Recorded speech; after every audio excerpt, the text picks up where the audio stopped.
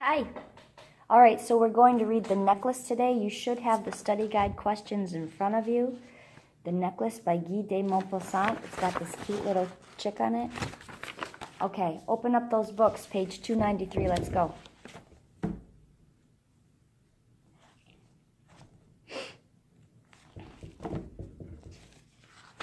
All right, so we start with building some understanding, some background information. When I look at this, it says, background information, European society. During the 19th century, the old social order in Europe changed. Previously, society had been divided into two main classes, the nobles, who owned the land, and the peasants who farmed it.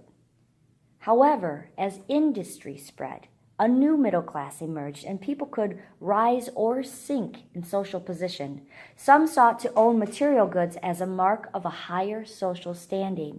So we're in the 1800s here, the late 1800s. This gentleman who wrote this story, Guy de Maupassant, he lived only from 1850 to 1893. He was only 43 when he died. So he is writing about the time period in which he lived. So this is a very realistic time period that he's writing in.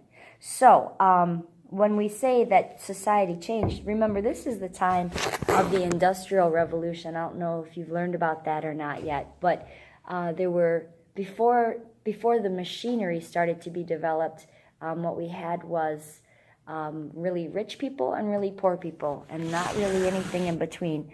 And with the making of machines and people becoming more of working class people in factories and stuff, we had something like a middle class emerge. So a whole other middle level of people. And the middle class people, obviously everybody wants to be rich, so they wanted to be wealthy as well. And so anytime they had an opportunity, they would buy possessions that made them look wealthier than they were. I don't know, maybe we do that too. So let's take a look at your study guide number 1. It says, what change happened to European society by the end of the 19th century? Go ahead and write down, you only need to write the answer, but write down what changed. How did society change in this time period? What happened? What emerged? Write it down.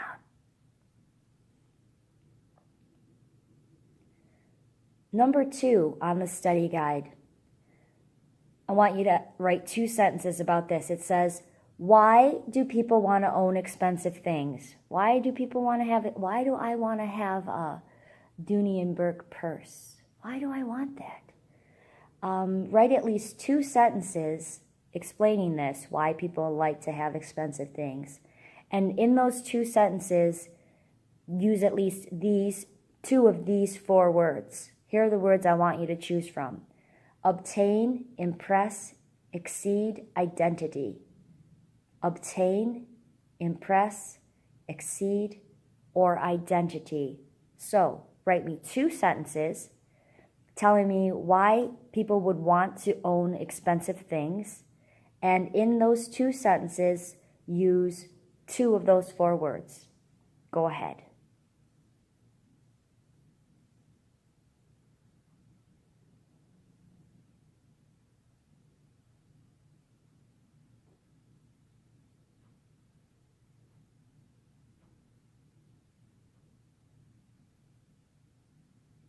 Okay.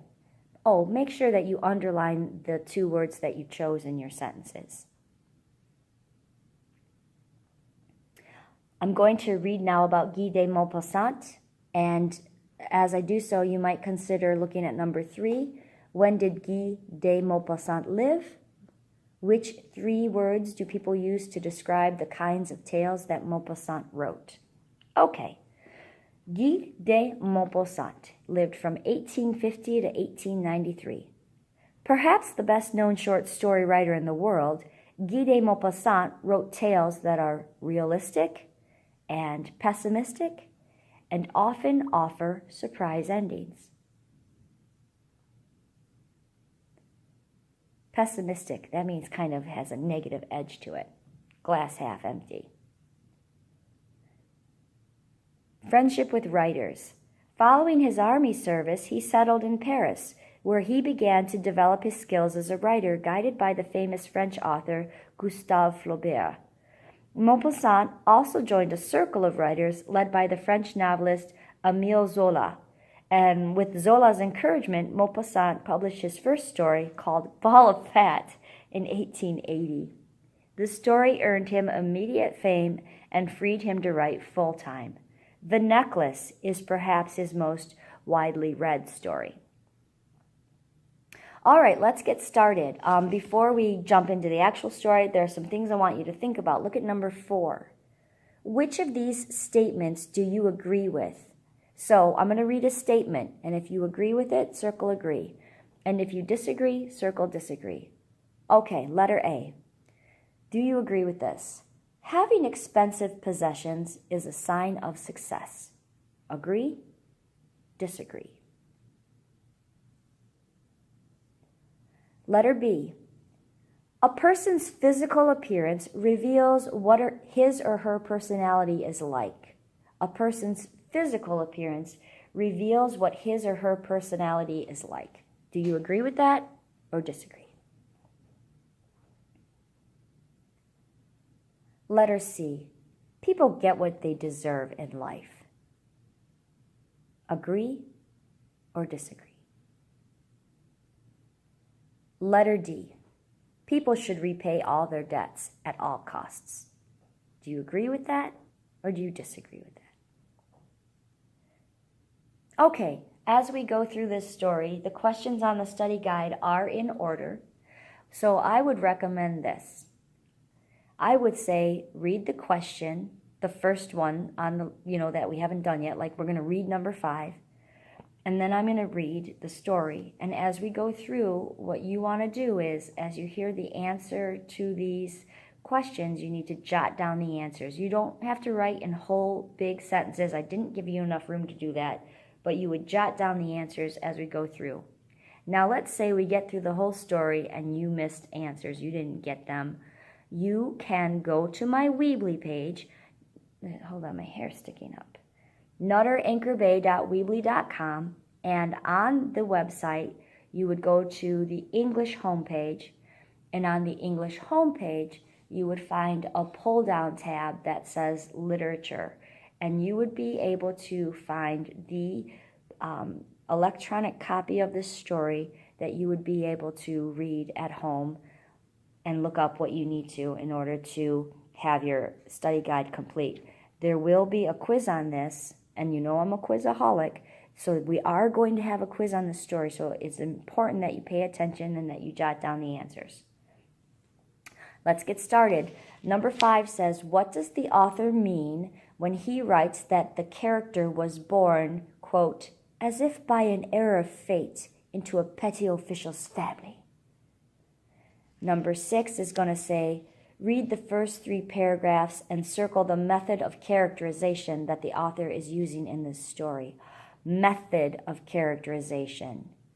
That's the, oh my gosh, remember that's the one where you recognize what point of view it is. If it's first person point of view, it's second method of characterization. You should look probably on that binder piece I gave you that explains how do you know which method of characterization it is based on which point of view you have. Okay, let's go. I'm going to read this story. You get the answers as much as you can. Whatever you can't get, you're going to need to look up and find. Okay? The Necklace by Guy de Maupassant. And by the way, this story takes place current time of Guy de Maupassant. So we're talking late 1880s, and it's in France. It's in Paris. Okay. She was one of those pretty, charming young women who are born, as if by an error of fate, into a petty official's family. She had no dowry, no hopes, not the slightest chance of being appreciated, understood, loved, and married by a rich and distinguished man. So she slipped into marriage with a minor civil servant at the Ministry of Education. Unable to afford jewelry, she dressed simply, but she was as wretched but she was as wretched as a déclassée, for women have neither caste nor breeding. In them, beauty, grace, and charm replace pride of birth. Innate refinement, instinctive elegance, and suppleness of wit gives them their place on the only scale that counts, and these qualities make humble girls the peers of the grandest ladies. She suffered constantly, feeling that all the attributes of a gracious life, every luxury, should rightly have been hers. The poverty of her rooms, the shabby walls, the worn furniture, the ugly upholstery caused her pain. All these things that another woman of her class would not have even noticed tormented her, made her angry. The very sight of the little Breton girl who cleaned for her awoke rueful thoughts and the wildest dreams in her mind. She dreamt of thick carpeted reception rooms with oriental hangings, lighted by tall bronze torches, and with 2 footmen in knee breeches made drowsy by the heat of the stove, asleep in the wide armchairs. She dreamt of great drawing rooms upholstered in old silks with fragile little tables holding priceless knickknacks, and of enchanting little sitting rooms redolent of perfume, designed for tea-time chats with intimate friends, famous, sought-after men whose attentions all women longed for. When she sat down to dinner at her round table with its 3-day-old cloth, and watched her husband opposite her lift the lid of the soup tureen and exclaim delighted, "Oh, a good homemade beef stew, there's nothing better," she would visualize elegant dinners with gleaming silver amid tapestried walls peopled with knights and ladies and exotic birds and fairy forests. She would think of exquisite dishes served on gorgeous china, and of gallantries whispered and received with sphinx-like smiles while eating the pink flesh of trout or the wings of grouse. She had no proper wardrobe, no jewels, nothing, and those were the only things that she loved. She felt she was made for them. She would have so loved to charm, to be envied, to be admired and sought after. Let's pause right there.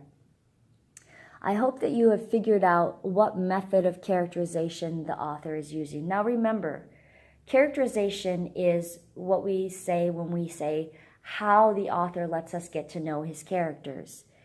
Does he tell us a lot of stuff? Does he tell us a little bit of stuff? Does he tell us stuff but it's not reliable? Or does he really tell us nothing at all? He just is kind of like a video camera, and all we get is what a person could observe, seeing and hearing, but nothing that those characters are thinking. So, first method of characterization is the kind of characterization where the author just lays it out there for us. He says everything. Second method of characterization is the one that goes with a narrator who is the main character of the story, and it's in first-person point of view. Third method of characterization is we can just have what is seen and what is heard, but we don't get inside the characters' heads. So, did you decide, is it first, second, or third method? Number 7, did you find out for yourself, why do you think the author mentions that she's sitting down at a table with a 3-day-old cloth on it? Number 8, do you think the husband notices that 3-day-old cloth? Yes or no? What kind of guy does he seem to be? So far, if you're keeping up with me, you've probably been able to complete questions 5 through 8. Okay, so now we're going to be on question 9, and I'm halfway down page 295 that starts with, she had a rich friend. She had a rich friend, a schoolmate from the convent she had attended, but she didn't like to visit her because it always made her feel so miserable when she got home again. She would weep for whole days at a time from sorrow, regret, despair, and distress. Then, one evening, her husband arrived home looking triumphant and waving a large envelope. "There," he said, "there's something for you." She tore it open eagerly and took out a printed card which said, "The Minister of Education and Madame Georges Rappeneau request the pleasure of the company of Monsieur and Mademoiselle at an evening reception at the ministry on Monday, January 18th. Instead of being delighted as her husband had hoped, she tossed the invitation on the table and muttered, annoyed, "What do you expect me to do with that?" "Why, I thought you'd be pleased, dear. You never go out, and this would be an occasion for you, a great one." "I had a lot of trouble getting it. Everyone wants an invitation. They're in great demand, and there are only a few reserved for employees. All the officials will be there." She looked at him, irritated, and said impatiently, "I haven't a thing to wear. How could I go?" It had never occurred to him. He stammered, But what about the dress you wear to the theater? I think it's lovely." He fell silent, amazed, and bewildered to see that his wife was crying.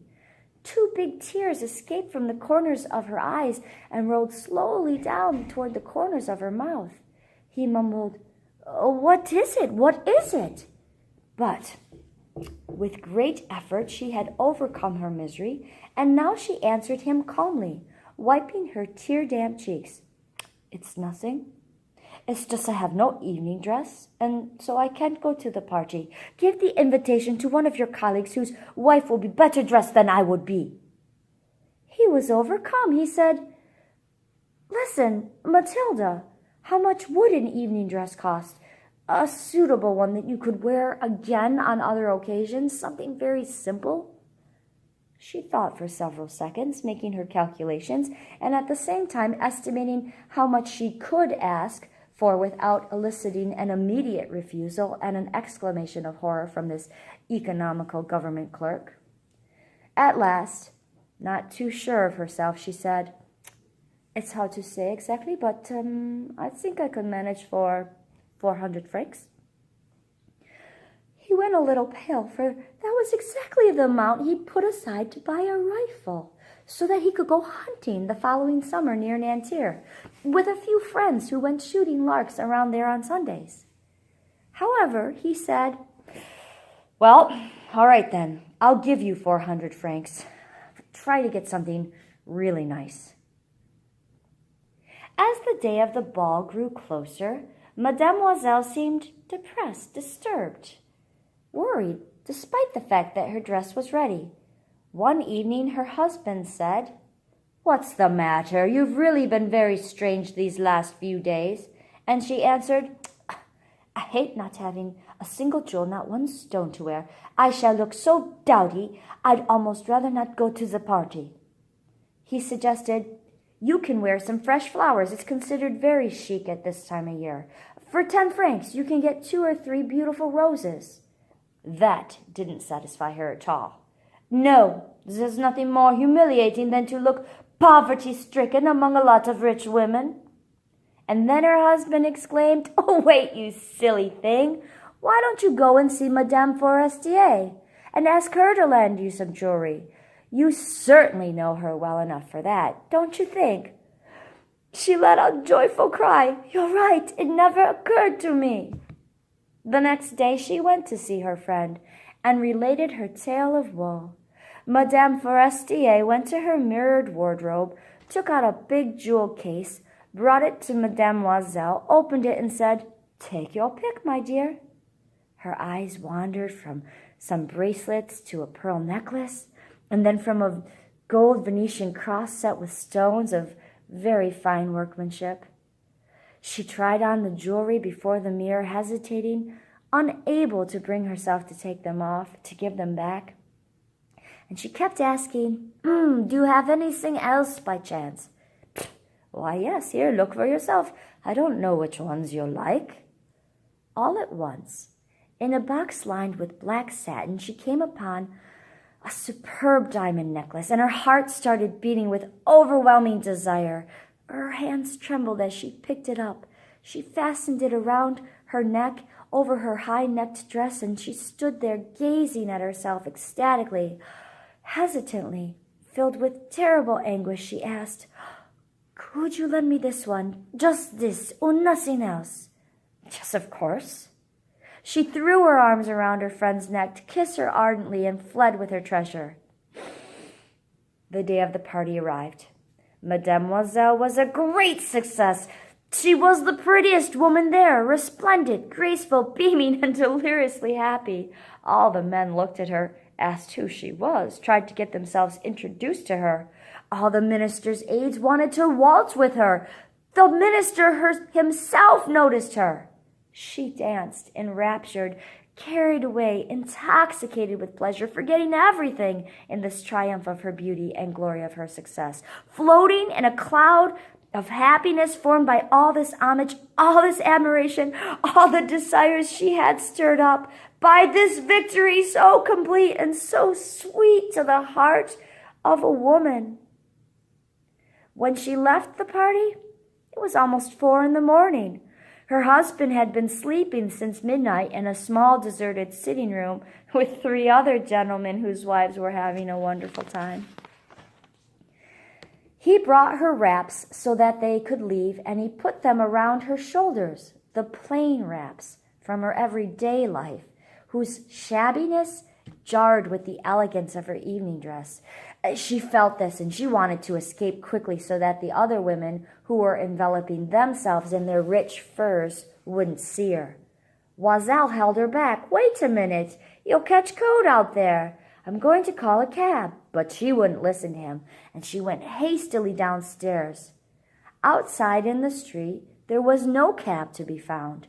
They set out to look for one, calling to the drivers that they saw passing in the distance. They walked toward the Seine, shivering and miserable. Finally, on the embankment, they found one of those ancient nocturnal broughams which can only be seen in Paris at night, as if they are ashamed to show their shabbiness in the daylight. It took them to their door in the Rue des Martyrs, and they went sadly upstairs to their apartment. For her, it was all over, and he was thinking that he had to be at the ministry by 10. I just want to pause for a second and point out to you the fact that they live on this street called the Rue des Martyrs. In French, rue means street. My maiden name was Leroux, but it used to be Leroux when my family first came to America, and it means the street. And a martyr, that's a good cognate in both French and English. The word looks the same in both languages. A martyr is someone who dies for their cause. Usually a martyr is a religious figure who's fighting for their religion, and when they are killed because they are trying to bring about their religion to the world and they're killed for it, they're called a martyr because they died for their faith. But you can be a martyr for any cause. So they live on the street of martyrs. And a martyr, sometimes the word martyr is used to make fun of somebody who is really whining and complaining about their situation. You know, like if someone goes, "I can't believe we have homework again." "Oh my gosh, you're such a martyr." In other words, you are just being tortured and persecuted for someone making you do homework. "Oh, how dare they." So a martyr is someone who is tortured or persecuted. So she lives on the street of martyrs. So she's clearly tortured and persecuted. Okay, back to the book. Okay. Yeah, and he was thinking that he had to be to work by 10 a.m, and here it's like 5 a.m. She took off her wraps before the mirror so that she could see herself in all her glory once more. And then she cried out. The necklace was gone.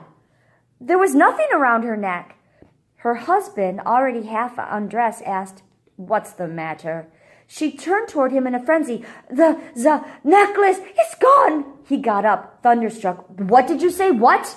Impossible." And they searched the folds of her dress and the folds of the wrap and pockets and everywhere, and they didn't find it. He asked, "Are you sure you still had it when we left the ball?" "Yes, I remember touching it in the hallway of the ministry. But if you had lost it in the street, we would have heard it fall." "It must be in the cab." "Yes, most likely. Do you remember the number?" "No. What about you? Did you notice it?" "No." They looked at each other in utter dejection. Finally, Loisel got dressed again. "I'm going to retrace the whole distance we covered on foot," he said, "and see if I can't find it." and he left the house. She remained in her evening dress, too weak to go to bed, sitting crushed on a chair, lifeless and blank. Her husband returned about 7 o'clock. He'd found nothing. He went to the police station, to the newspapers to offer a reward, to the offices of the cab companies, in a word, wherever there seemed to be the slightest hope of tracing it. She spent the whole day waiting, in a state of utter hopelessness before such an appalling catastrophe. Loisel returned in the evening, his face lined and pale. He'd learned nothing. "You must write to your friend," he said, "and tell her that you've broken the clasp of the necklace and that you're getting it mended. That'll give us time to decide what to do." She wrote the letter at his dictation. By the end of the week, they had lost all hope. Loisel, who had aged 5 years, declared, "We'll have to replace the necklace." Pause. I like that description. Loisel, who had aged 5 years, declared. What do you think that means when they say he's aged 5 years? It's been 1 week. That's right. It's been very stressful. It's just like how you see pictures of President Obama when he became president. He was this young, good-looking guy with brown hair, black hair. And at the end of his presidency, 8 years later, Obama looks like he was hit by a truck. His skin is all wrinkled. His hair is completely white practically. So stressful situations age us. So he aged 5 years in a week. That's how stressful this week has been for him. Okay, halfway down where it says the next day they took the case. The next day they took the case in which it had been kept, the necklace that is, and went to the jeweler whose name appeared inside it. He looked through his ledgers. "I didn't sell this necklace, madame. I only supplied the case." Then they went from one jeweler to the next, trying to find a necklace like the other, racking their memories, both of them sick with worry and distress. In a fashionable shop near the Palais Royal, they found a diamond necklace which they decided was exactly like the other. It was worth 40,000 francs. They could have it for 36,000 francs. They asked the jeweler to hold it for them for 3 days, and they stipulated that he should take it back for 34,000 francs if the other necklace was found before the end of February. Loisel possessed 18,000 francs left to him by his father. He would borrow the rest. He borrowed, asking 1,000 francs from one man, 500 from another, 100 here, 50 there. He signed promissory notes, borrowed at exorbitant rates, dealt with usurers and the entire race of moneylenders. He compromised his whole career, gave his signature even when he wasn't sure he'd be able to honor it, and horrified by the anxieties with which his future would be filled, by the black misery about to descend upon him, by the prospect of the physical privation and the moral suffering, went to get the new necklace, placing on the jeweler's counter 36,000 francs. When Mademoiselle went to return the necklace, Madame Forestier said in a faintly waspish tone, "You could have brought it back a little sooner. I might have needed it." She didn't open the case, as her friend had feared she might. If she had noticed the substitution, what would she have thought? What would she have said? Mightn't she have taken Mademoiselle for a thief? Mademoiselle came to know the awful life of the poverty-stricken. However, she resigned herself to it with unexpected fortitude. The crushing debt had to be paid. She would pay it. They dismissed the maid. They moved into an attic under the roof. She came to know all the heavy household chores, the loathsome work of the kitchen. She washed the dishes, wearing down her pink nails on greasy casseroles and the bottoms of saucepans. She did the laundry, washing shirts and dishcloths which she hung on a line to dry. She took the garbage down to the street every morning and carried the water upstairs, stopping at every floor to catch her breath. Dressed like a working-class woman, she went to the fruit store, the grocer, and the butcher with her basket on her arm, bargaining, outrage, contesting each sou of her pitiful funds. Every month, some notes had to be honored and more time requested on others. Her husband worked in the evenings, putting a shopkeeper's ledgers in order, and often at night as well, doing copying at 25 centimes a page. And it went on like this for 10 years. After 10 years, they had made good on everything, including the usurious rates and the compound interest. Mademoiselle looked old now. She'd become the sort of strong woman, hard and coarse, the one that one finds in poor families. Disheveled, her skirts askew with reddened hands, she spoke in a loud voice, slopping water over the floors as she washed them. But sometimes, when her husband was at the office, she'd sit down by the window and muse over that party long ago when she'd been so beautiful, the belle of the ball. How would things have turned out if she hadn't lost that necklace? Who could tell? How strange and fickle life is. How little it takes to make or break you. Then one Sunday, when she was strolling along the Champs-Élysées to forget the week's chores for a while, she suddenly caught sight of a woman taking a child for a walk. It was Madame Forestier, still young, still beautiful, still charming. Mademoiselle started to tremble. Should she speak to her? Yes, certainly she should. And now that she'd paid everything back, why shouldn't she tell her the whole story? She went up to her. Hello, Jean. The other didn't recognize her and was surprised that this plainly dressed woman should speak to her so familiarly. She murmured, But madame, I'm sure you must be mistaken. No, I'm not. I'm Mathilde Loisel. Her friend gave a little cry. Oh, my poor Mathilde, how you've changed. Yes, I've been through some pretty hard times since I last saw you, and I've had plenty of trouble, and all because of you. Because of me? What do you mean? You remember the diamond necklace you lent me to wear to the party at the ministry? Yes, what about it? Well, I lost it. What are you talking about? You returned it to me. What I gave back to you was another one, just like it. And it took us 10 years to pay for it.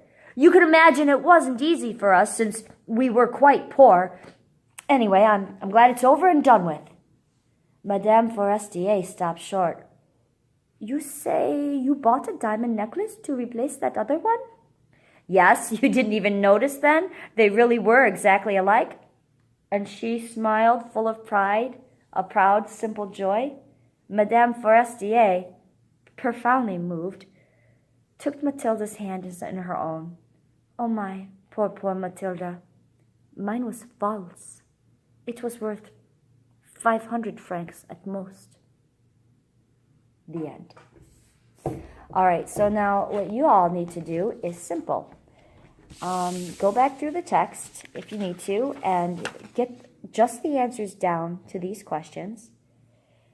You need to do the plot curve. Remember, the strategy that we do is we first identify the problem for the protagonist.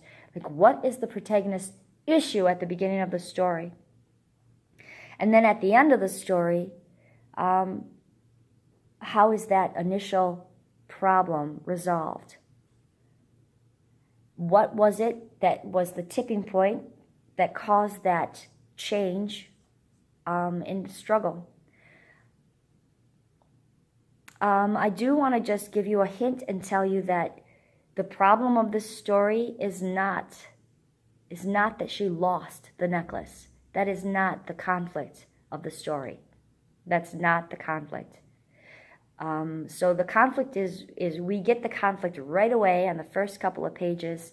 Mademoiselle is our protagonist, and so you got to ask yourself, what's her issue? And that's going to be our conflict. And then at the end of the story, you need to say, if that's what it was at the beginning of the story, does that issue still exist? If it doesn't exist, how has it been resolved? What's going on with Mademoiselle at the end of the story? What's she like at the end? Okay? So do it in pencil so that when I come back and we talk about it, if we need to, we can erase. But I really want you to be doing the thinking on this. You can do this. Okay? All right.